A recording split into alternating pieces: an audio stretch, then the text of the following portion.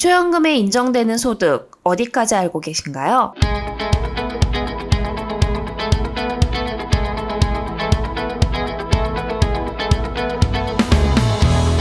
네, 오늘은 기초연금에서 소득이 어떻게 계산되는지 함께 알아보도록 하겠습니다. 국민연금 수급 자격을 결정하는 소득에는 근로소득과 기타 소득이 있습니다. 기타 소득에는 사업소득, 재산소득, 공적 이전소득, 무료 임차소득이 있습니다. 기초연금 소득 계산에서 근로소득 부분인데요. 근로계약에 따라 일정한 고용주에게 3개월 이상 계속적으로 고용을 받고 계신다면 근로소득에 반영이 됩니다. 그러나 3개월 미만 고용자이시라면 근로소득에 반영이 되지 않습니다. 건설공사 종사자로 동일한 고용주에게 1년 이상 계속적인 고용이 되고 있다면 근로소득에 반영이 되며 1년 미만이라면 반영되지 않습니다. 또는 항만작업의 종사자로 정기적으로 근로대가를 받는다면 근로소득에 반영이 되며 근로를 제공한 날의 급여를 지급받는다면 근로소득에 반영이 되지 않습니다. 특히 일용근로소득, 공공일자리소득, 자활근로소득은 기초연금 소득 인정액에 포함되지 않습니다. 근로소득 원천징수 명세서나 월급 명세서에 의한 소득을 산정할 때 세금 공제전 금액으로 반영해야 하며 비과세 근로소득은 제외되지만 연장근로, 또 야간근로, 휴일근로, 국외근로로 받는 급여는 포함됩니다. 근로소득에 관한 자료는 국민건강보험공단의 직장가입자 보수월액을 우선하여 반영되게 됩니다. 만약 공공일자리 참여자의 소득이 국민건강보험공단의 소득자료로 포함된다 하더라도 기초연금 소득 계산에서는 제외가 됩니다.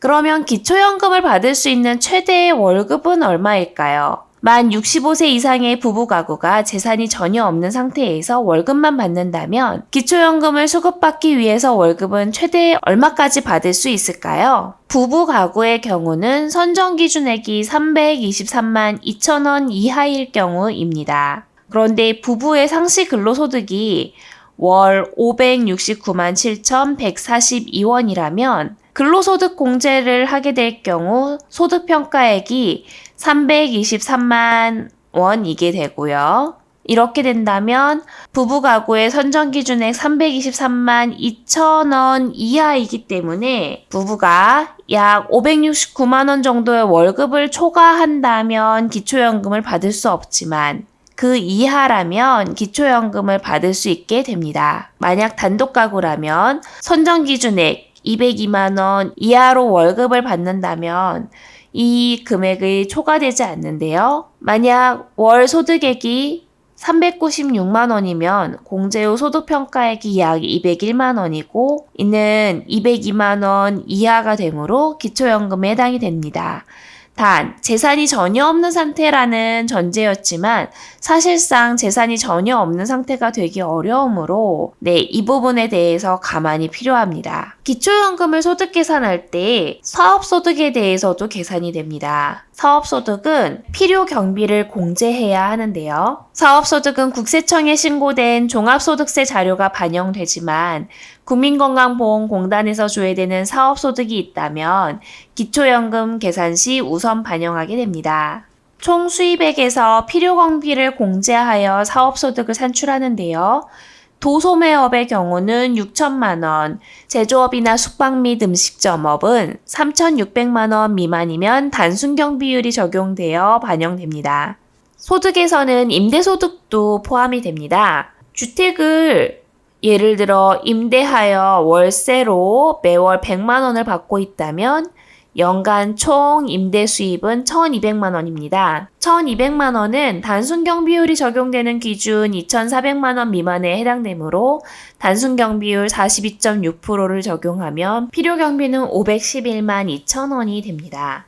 그러면 연간 임대소득의 경우는 1,200만 원에서 511만 2천 원을 제한 금액이며 월간 임대소득은 57만 4천 원이 되게 됩니다. 기타 사업소득 중 인적용역 제공 사업자, 예를 들어 간병인, 방문 판매원, 보험 설계사, 강사, 유튜버, 작가와 같은 경우는 단순 경비율을 적용하여 소득을 계산하는데요. 예를 들어 위와 같은 직업군에서 2천만 원의 수입이 발생하셨다면 기초연금 수급 자격 계산 시 2천만 원이 모두 소득으로 계산되는 것은 아닙니다. 단순 경비율 64.1%를 적용한 718만 원만 소득으로 계산되며 월 소득은 59만 8,333원이 됩니다. 재산소득은 이자소득과 연금소득으로 구분됩니다. 연금소득은 매월 수령하는 민간연금을 말하는데요. 민간연금을 매월 수령하면 소득에 해당되지만 일시금으로 수령하면 금융재산에 해당하게 됩니다. 연금 중 국민연금은 재산소득이 아니라 공적이전소득에 해당하게 되고요.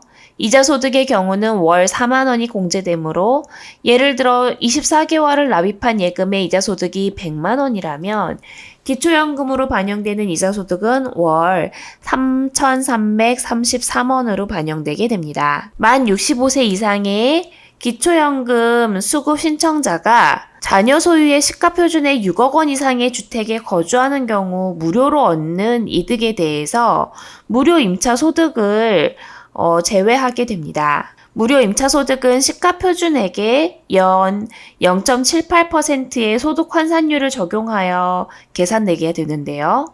연 이율이므로 12개월로 나누어서 반영이 되게 됩니다. 예를 들어서 만 65세 이상의 노인이 시가표준의 6억 원인 자녀의 주택에 무료로 거주하고 계신다면 기초연금 소득인정액에 반영되는 무료 임차소득은 월 39만 원이 됩니다. 그러나 2011년 7월 1일 이후로 자녀에게 증여된 주택에서 거주하는 경우에는 기타 재산으로 산정되므로 무료 임차소득에서는 반영되지 않지만 계속 무상으로 거주하게 되어 기타 증여 재산이 자연적 소비 금액으로 모두 소진되었다면 그때부터는 무료 임차소득으로 산정하게 됩니다.